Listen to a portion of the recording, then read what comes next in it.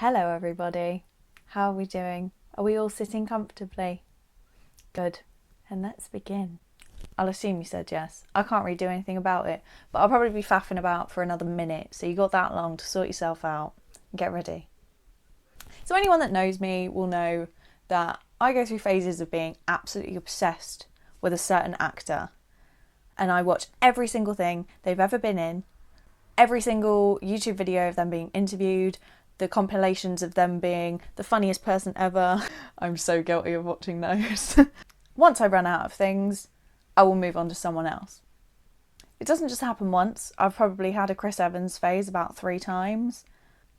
Kind of stalker vibes, but I swear, like I was about to say I'm a normal person, but I'm not. I'm a bit weird. I thought I'd make videos specifically about actors. So one actor and performances that I like from them. At the moment, my current obsession is Adam Driver. Or, as I saw on the internet once and can never unsee, Keanu Reeves drawn from memory. I'm really sorry, but if I have to think about that every time, then so do you. Fun fact about Adam Driver is that he doesn't watch any of his films. He doesn't like to watch himself. So in the last week, I've technically watched more Adam Driver films than Adam Driver. So, you know, I'm really pulling achievements out of nowhere, aren't I? I find with him, he's such a serious person. Like, he's very awkward, but not awkward. He doesn't give a lot away. He just kind of says it and you believe it. Everything he says. And he just like commands a scene. He's so good. I love it. I'll start with the one that everyone knows him from, Star Wars. Now, and please don't hate me, I'm not a Star Wars fan. I watched episodes 1, 2 and 3 when Disney Plus first came out, which was a couple of months ago. I watched 4, 5 and 6 in the space of 24 hours the other day. And please don't hate me, but I found them really boring. But we've established that I don't like old films, so that's probably why. I really appreciate that there is a huge following for those films and people love them. I'm not saying they're bad films, I just personally don't like them. That being said, I watched 7, 8 and 9 and I actually quite liked them. But I read reviews and people say that they don't really like them, so that's probably why I like them, because they weren't really very Star Wars. From what I've read, I don't know.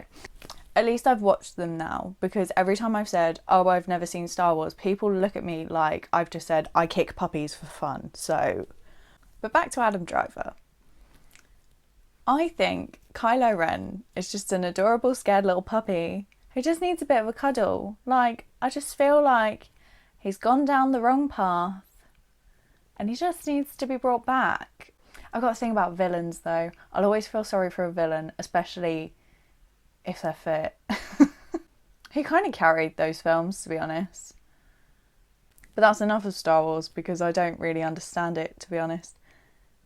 One film that I watched recently was The Man Who Killed Don Quixote. Now, I was lost with this film. It started off really good and it was like really clever how they were like mixing the times and everything and making it really seamless. But it was a bit too ridiculous. It just got a bit too mad for me. He played the spoilt director very well. He made what was a very confusing film for me quite easy to watch, because even though I didn't know what was going on, I knew what he was doing. I watched one last night called While We're Young. He plays like a hipster documentary maker, and I've never seen him play that character before, so it was really weird, but he fits it so well. I feel like every single character he plays, he looks exactly the same. He has his long hair. He keeps that in everything. But he's so versatile. I love him in What If as well. He plays Daniel Radcliffe's best friend. And the height difference between them is so cute. It's like he's taking his son for a walk. I just love how ridiculous his character is. But it's so genuine. Like, I feel like I know people like his character that would like buy an engagement ring with his initial on it and would buy a weird like flying rainbow cow as a housewarming present for his new girlfriend. I feel like he would be really cool to hang around with. Another film that I watched is called This Is Where I Leave You, which is about 4 siblings that come together after their father's death. It sounds really like morbid, but it's quite a heartwarming film at times. It shows the sibling relationships between the 4 of them, and Adam Driver plays the youngest one called Philip, and he is a bit of a man-child. I like the variation in the character. He goes from being a proper like little sibling and like poking fun at the older ones and like just causing a bit of a mess to having a really serious fight with his girlfriend. You get so on board with everything that he's doing because he does it with so much, what's the word? It's so real and truthful that you just get on board with the character. You stop thinking that that's him and you just believe it. And I love that. BlacKkLansman is another one that he is just so real and he invests so much into that film. That film's already really exciting. Like, the plot of it is really exciting. It's basically, in a nutshell, about a black cop who gets membership for the KKK. And Adam Driver plays the white version of the black cop. So the black cop is talking on the phone, but in the real life meetings, Adam Driver's character is going. I don't really know what I can say about this film because it's so complicated to just kind of... I just think that he plays a very conflicted character who didn't really want to get involved in all of it, but he's got involved in it and he's just gone fully invested.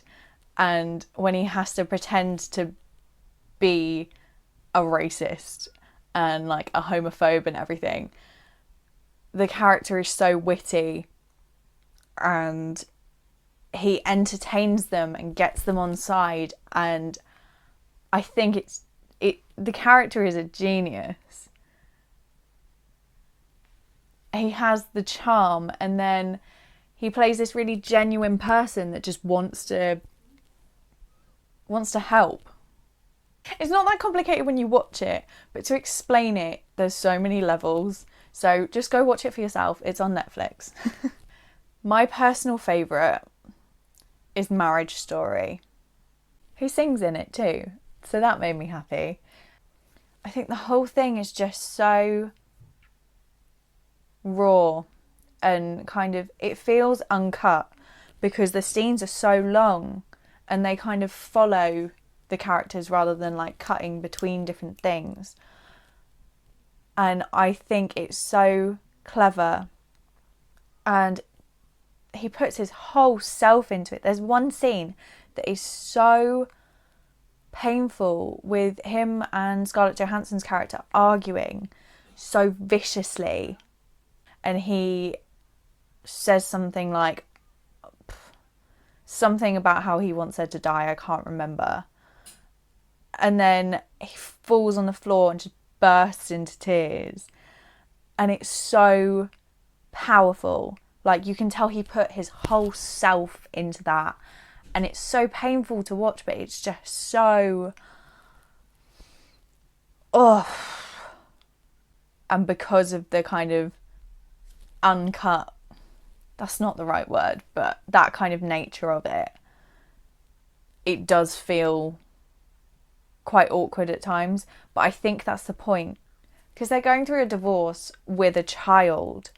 That's an awkward thing because they're trying to stay friends, but there is that kind of resentment, and it's so powerful.